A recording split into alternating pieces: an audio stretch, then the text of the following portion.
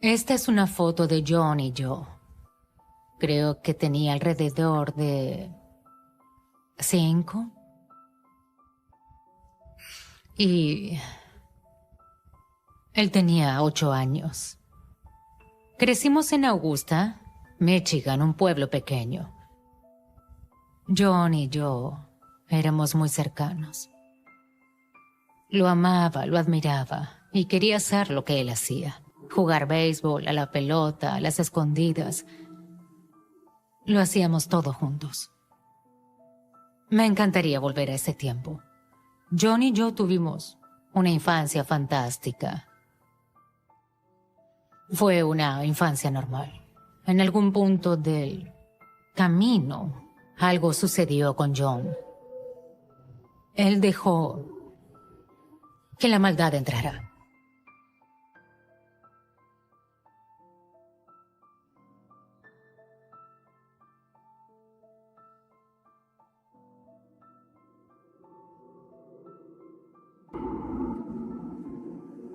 Mi padre, él era el jefe de policía. Era el jefe de bomberos, era el alcalde de Augusta, lo hacía todo. Conocíamos a todos y todos sabían quiénes éramos. John, cuando era joven, se metía mucho en problemas por hablar demasiado. Cuando John estaba en la secundaria, tenía un amigo con el que solían correr hacia los vestuarios de las chicas y él abría la puerta y solo gritaba, ya sabes, necesito una toalla femenina. Y ellos pensaban que eso era gracioso. Cuando volvieron a casa y me lo contaron, por supuesto me reí. Solo sacudí la cabeza, como diciendo, John, te meterás en problemas. Él siempre se lo tomaba a la ligera y decía, solo me divertía.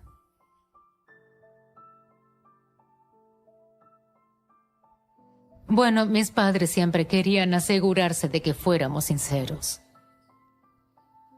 John se metía en problemas porque no decía la verdad. John siempre contaba historias, mentía sobre sus tareas y la escuela. Siempre tenía una excusa o una historia para lo que hacía. Y no creo recordar que alguna vez se hiciera responsable por eso. Y cuando no éramos sinceros y mentíamos, mi padre tomaba medidas al respecto.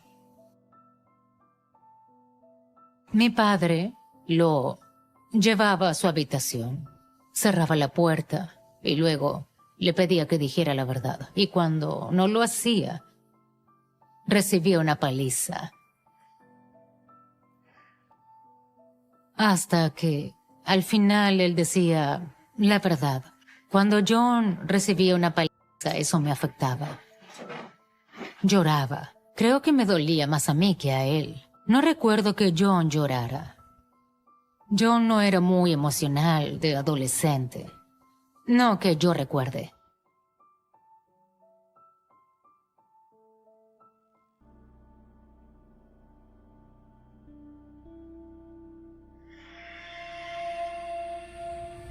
John y yo solíamos jugar juegos. Cada noche cuando nuestros padres dormían. Nuestras habitaciones estaban una al lado de la otra.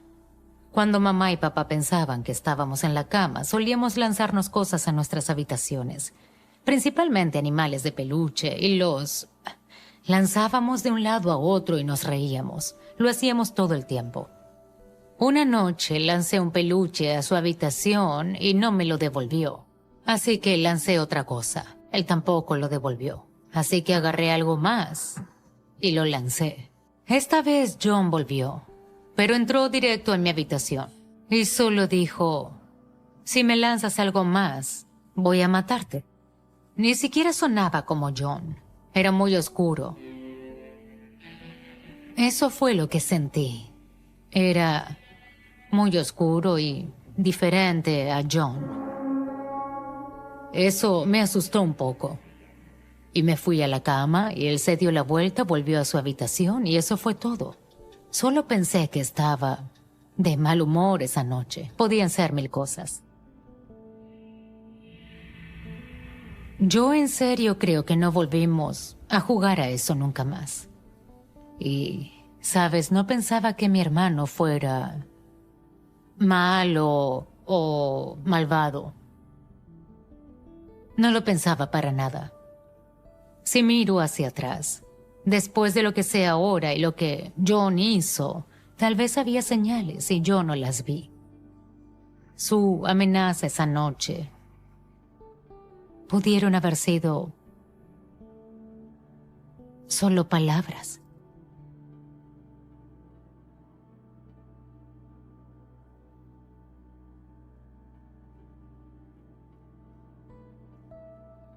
De pequeños, John y yo hacíamos la ronda del periódico. Él iba a un lado de la ciudad y yo iba al otro lado.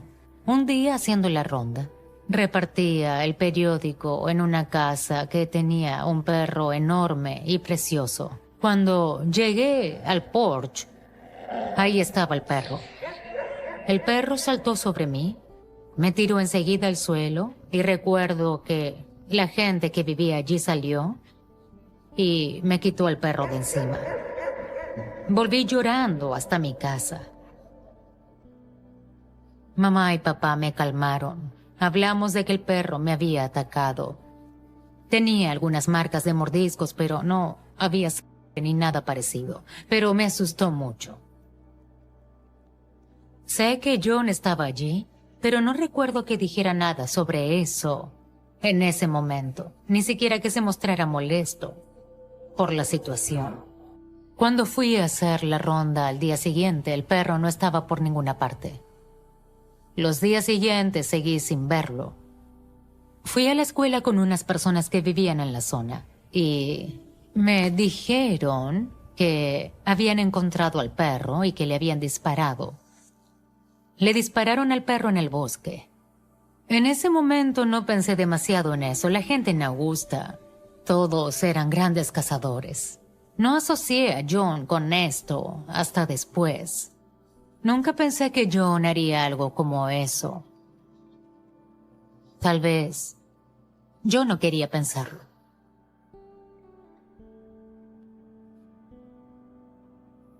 Cuando John terminó el instituto, se alistó en la Marina. Por eso se fue a Japón por 2 años. Cuando volvió a casa, John me contó todo tipo de historias, de cosas por las que pasó en ese destino. Nos contó de una vez en la que conoció a una mujer en un bar.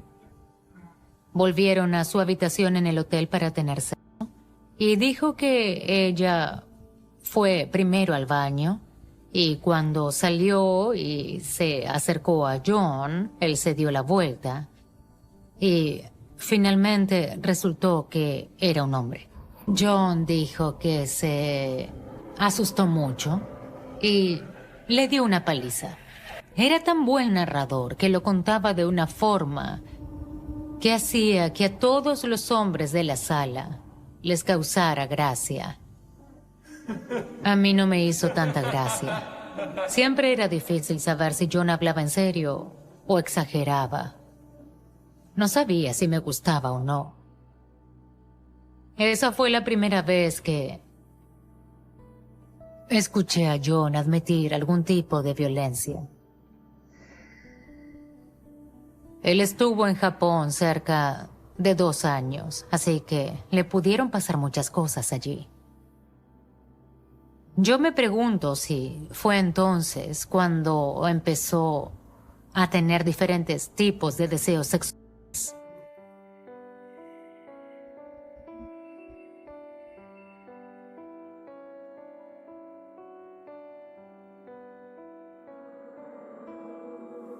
John se juntó con una de mis amigas del instituto. Ella quedó embarazada y se casaron. Su vida era buena. Su matrimonio parecía estar bien. Había problemas, pero por lo que yo veía desde afuera, John era un marido cariñoso. Un día recuerdo estar sentada en mi apartamento viendo televisión y recuerdo escuchar el nombre de John en las noticias. Decía que John White había sido arrestado por apuntar a Teresa Morris numerosas veces. Ella sobrevivió al ataque. Al instante yo me aterroricé. Supongo que es la mejor palabra para decirlo. Yo no podía creerlo. La esposa de John me llamó por teléfono. Me dijo que John y Teresa estaban abajo fumando hierba. Y lo siguiente que supo fue que John estaba subiendo las escaleras, gritando que la había matado. Que la había matado y que llamara a la policía. Solo necesitaba ir a ver a John.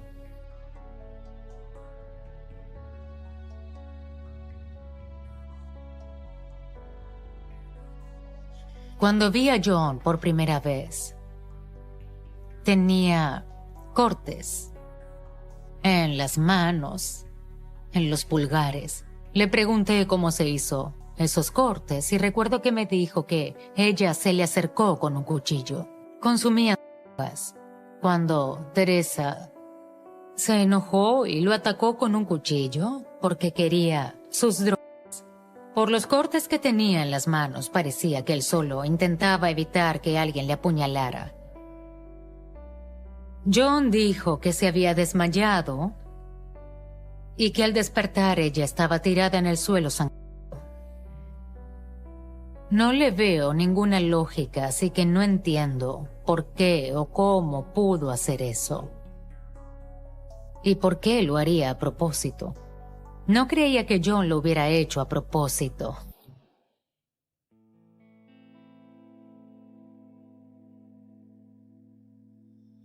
Según el testimonio de Teresa, todo su comportamiento cambió.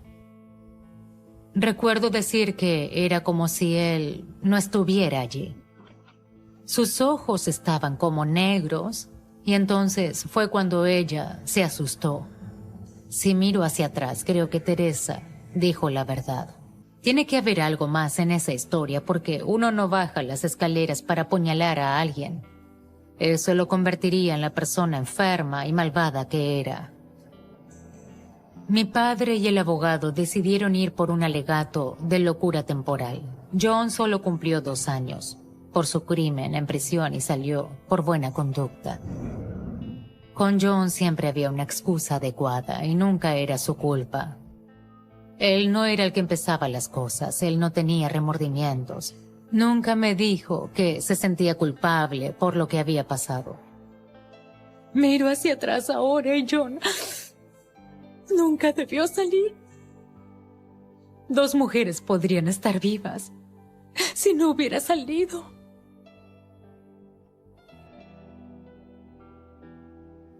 Cuando estaba en la cárcel por apoyar a Teresa, él escribió un libro sobre su vida.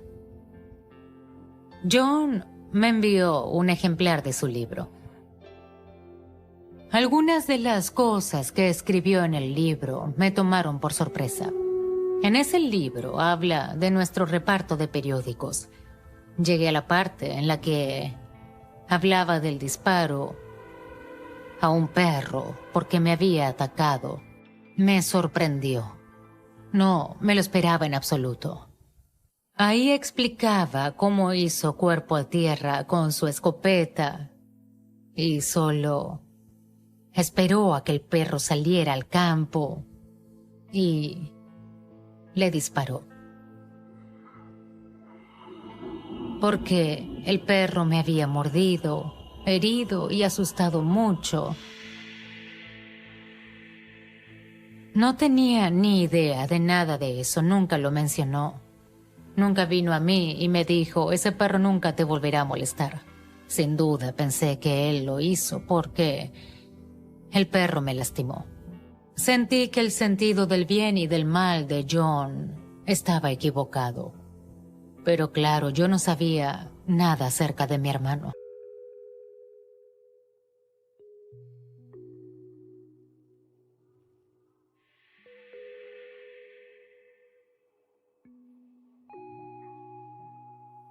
Esta es una foto de John en el gran camión que conducía. estaba muy orgulloso de ese camión. En ese entonces pensamos que era muy bueno que fuera un camionero. Yo pensé en lo genial que sería ir y conducir alrededor de los Estados Unidos. Solía contarme todas las grandes cosas que veía y por las que había pasado, y también hablaba de las prostitutas en las paradas de camiones. Las llamaba mascotas olvidadas. Ellas se acercaban y hablaban con todos los camioneros y con él.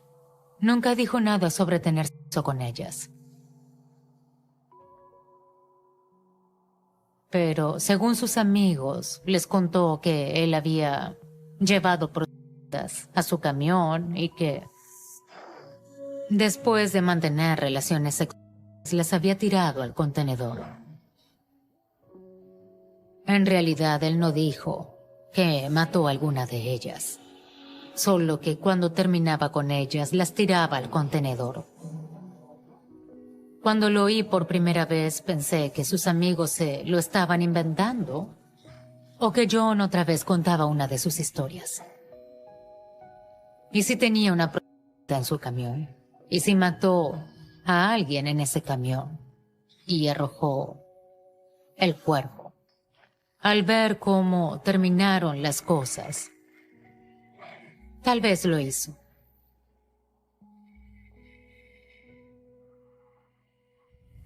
Creo que la vida que John llevaba en la carretera era su lado malvado, su vida malvada, su otro lado. Algún tiempo después, yo miraba programas de crímenes y había uno en particular donde había prostitutas que desaparecían en ese tramo de la carretera. Y me pregunté si John estaba involucrado en algo de eso. No pensé mucho en ello en ese momento. No pensé mucho en ello hasta Vicky.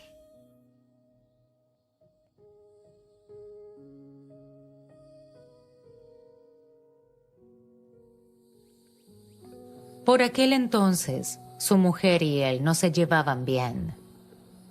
Tenían problemas. Tomó un trabajo en una lavandería que lavaba ropa de cama para hospitales y demás. Y aquí es donde conoció a Vicky Sue Wall.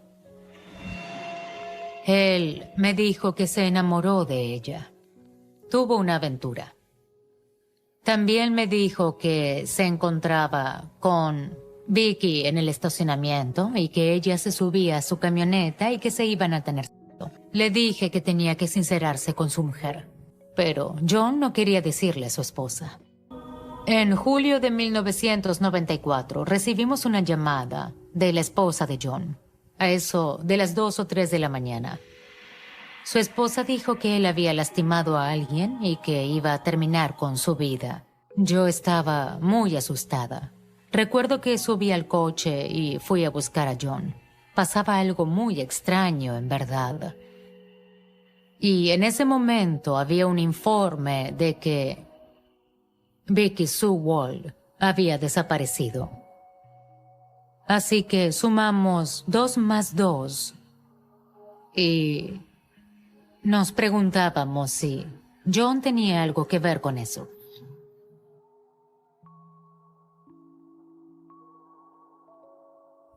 La policía fue allí y encontraron a John. Resulta que había una cinta de vigilancia y mostraba a John cuando paraba el coche de Vicky. Y ella salió y subió al camión y se fueron. La cinta nunca mostró que John volviera y la dejara bajar. Cuando la encontraron, la identificaron con registros dentales porque hacía tanto calor que el cuerpo se había descompuesto. John fue detenido por el asesinato de Vicky Sue Wall.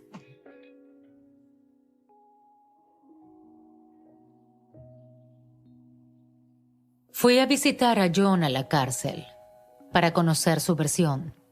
Me dijo que a Vicky le gustaba y el sexo rudo. Recogió a Vicky en el aparcamiento de unos grandes almacenes. Salieron a la parte de atrás y tuvieron sexo. Y cuando ellos terminaron, ella se desplomó en el asiento. Y cuando él trató de moverla, no hubo respuesta. Dijo que estaba asustado, que no sabía qué hacer. Después de que John tirara el cuerpo en el bosque, se fue a casa y le dijo a su mujer sobre su aventura. También le contó lo que había hecho. Mi respuesta fue, ¿por qué no la llevaste al hospital? Y su respuesta fue que estaba muy asustado. Recuerdo que pensé, otra historia. Esta es otra mentira.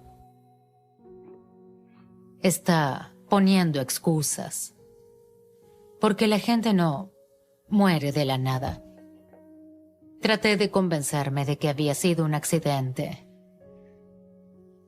Pero muy en el fondo de mí, no sabía si lo había sido o no. Miro hacia atrás y me pregunto si la historia de John es verdad. Es tan exagerada que es increíble. Pudo haberla matado. Y luego, en mayo del 95, John fue condenado por asesinato y sentenciado a 12 años de prisión.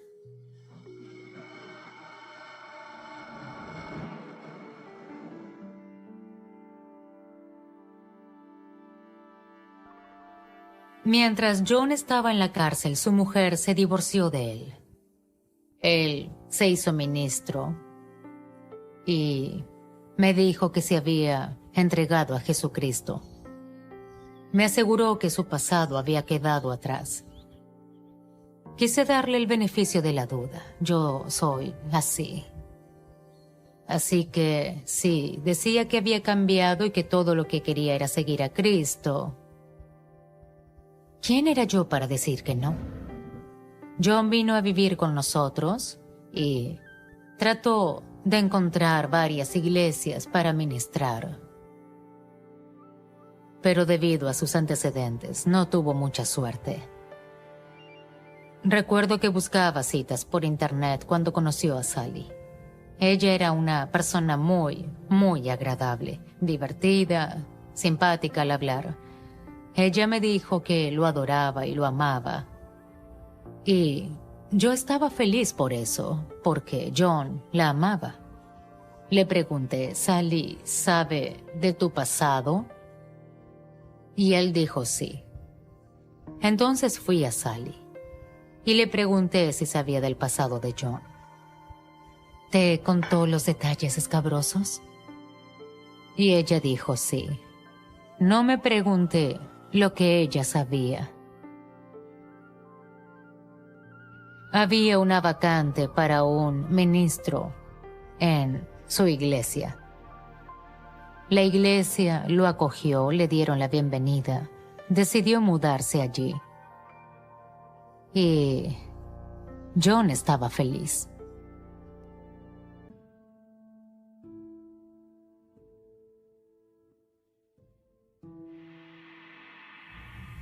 Con el tiempo, John y Sally se comprometieron. Sally tenía una hija propia y se llamaba Rebecca. Era una chica muy hermosa. Era divertida. Era simpática. John estaba emocionado de que Rebecca se convirtiera en su hijastra. Se hicieron amigos. John se mudó a un parque de casas rodantes y Rebecca vivía en el mismo parque. Ella tenía un hijo pequeño y John hablaba muy bien de él y de hacer cosas con él. John y Rebecca, bueno, ellos formaron como una especie de relación de padre e hija. John enfermaba, se resfriaba bastante seguido y como Rebecca vivía en el mismo parque de caravanas, le llevaba sopa, lo cuidaba, le llevaba pizza. Y por otro lado, cuando Rebecca tenía que ir a trabajar, John iba y cuidaba de su hijo, lo llevaba a la guardería, hacía lo que ella le pidiera hacer. Ellos se ayudaban mutuamente. Pero hubo una vez en que John me llamó y parecía estar un poco molesto. Rebecca le prometió una noche de pizza y cine y luego canceló los planes con John. Rebecca dejó plantado a John esa noche para reunirse con el padre de su bebé. Creo que iban a tratar de hacer las paces. Él estaba como: no puedo creer que ella hizo eso después de todo lo que hice. Hice tanto por ella, no puedo creer que me dejara plantado así. Y no paraba de repetirlo. John no paraba de hablar de ello y yo pensé que era un poco ridículo hablar tanto acerca de eso. Después de que John y yo colgamos el teléfono, de verdad no pensé demasiado en ello. En retrospectiva, creo que estaba obsesionado con ella en ese momento. Cuando miro hacia atrás, obviamente John tenía pensamientos siniestros sobre su hijastra. El 30 de octubre recibí una llamada telefónica de John y me dijo que Rebecca desapareció.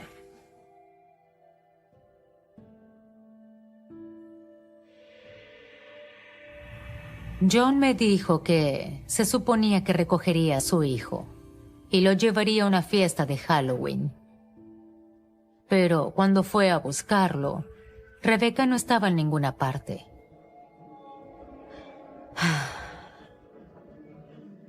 John me dijo que había llamado a la policía y que todo el mundo estaba buscándola. Yo tenía un poco de esperanza de que tal vez ella estuviera con sus amigos. Lo deseaba tanto, tanto.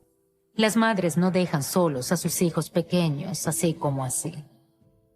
Sentí que algo estaba mal allí, que John había hecho algo. Tuve una horrible sensación de hundimiento. Un día después de tener esa conversación con John, recibí una llamada de Sally. Parecía muy alterada. Me dijo que habían hallado a Rebecca y que la habían asesinado. También me dijo que John la llamó desde la comisaría. Le dijo que la amaba y que él había sido quien asesinó a Rebecca.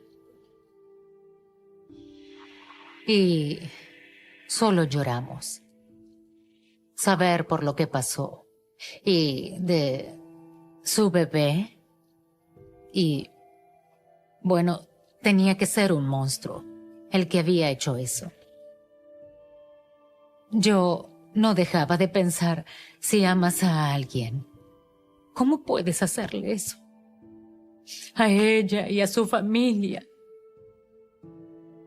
Me duele por dentro pensar por lo que está pasando. Y cada vez que pienso en ella, pienso en lo mismo. Puedo como verla, puedo verla, puedo ver lo que le hizo a ella, puedo verla tirada en la zanja donde la encontraron.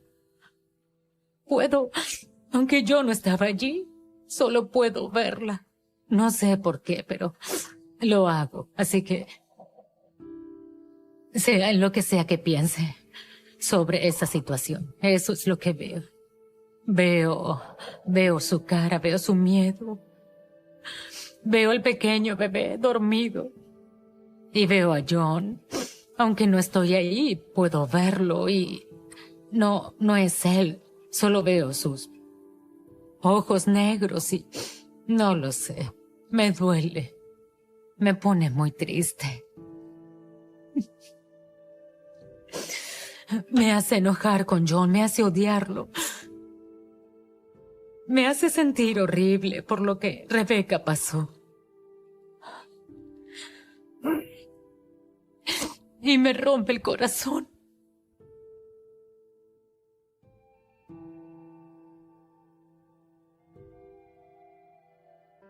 La cinta de la escena del crimen en la casa rodante de Rebecca Gay ya estaba allí, con las otras decoraciones de Halloween. En una conferencia de prensa, la policía detalló la confesión de John White. Lo primero que dijeron fue que en la mañana de Halloween, White entró por una ventana sin llave en la casa de Gay y le disparó en el pasillo. Dijo que quería llevar a cabo la fantasía de matar a una mujer y tener sexo con su cadáver.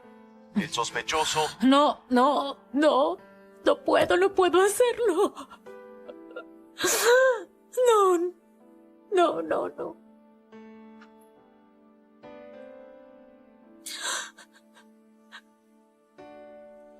Sé lo que le hizo a Rebecca. Lo sé. Y no quiero verlo.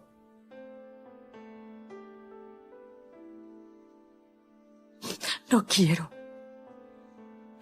Lo siento, no quiero. Sé lo que hizo.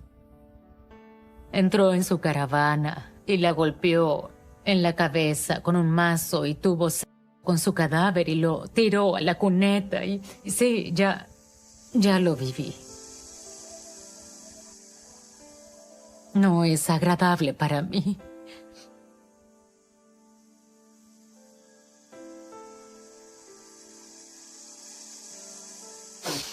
Lo siento. Lo que le hizo es imperdonable. Cuando encendí las noticias, vi que John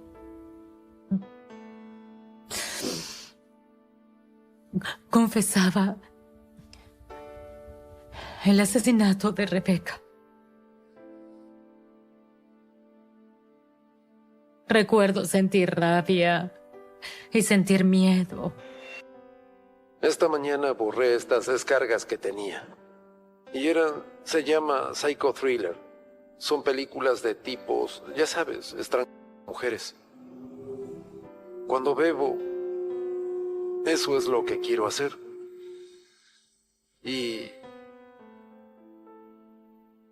había bebido 5 cervezas y recuerdo caminar por el césped.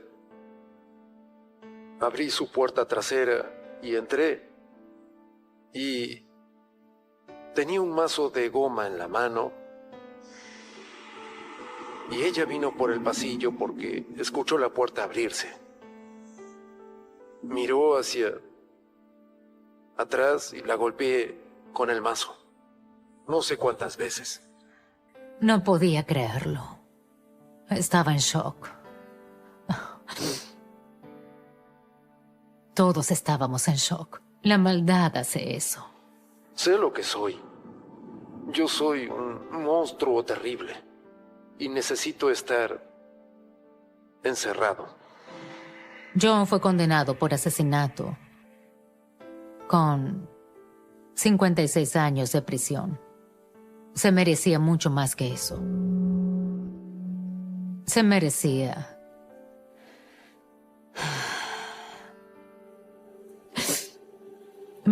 morir. Cuando miro esta foto, veo a John White, un asesino en serie. Este no es mi hermano. Siempre le di el beneficio de la duda. No podía imaginar las cosas que había hecho. Para mí, hablar de John y hablar de lo que él hizo fue como quitarme un peso de encima. Pero la foto de Rebecca me destroza el corazón. Me rompe el corazón.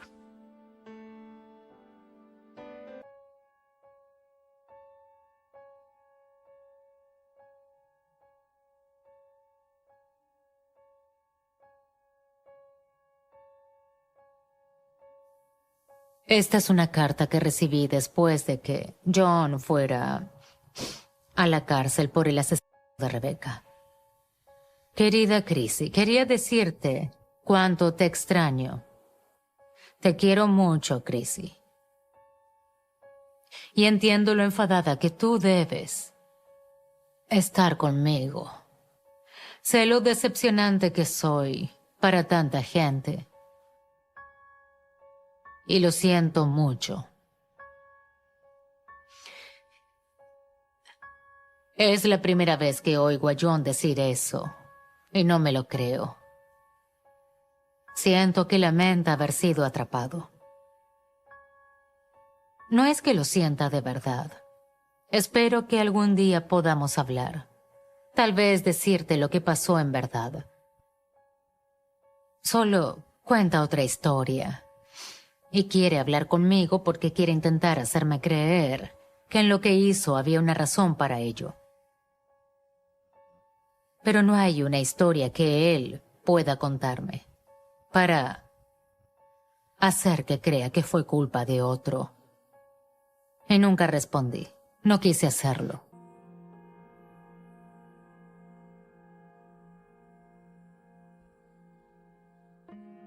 John me llamaba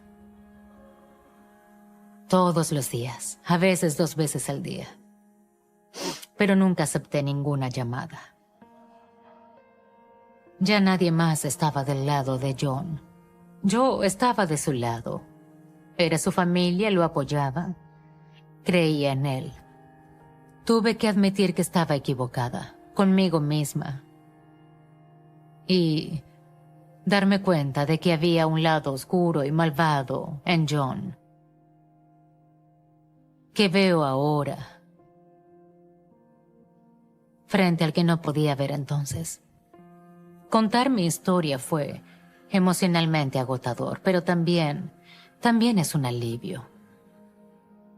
Toda esta experiencia me ayudó más de lo que creen porque puedo hablar de él en lugar de guardármelo todo. Me traicionó a mí y a su familia.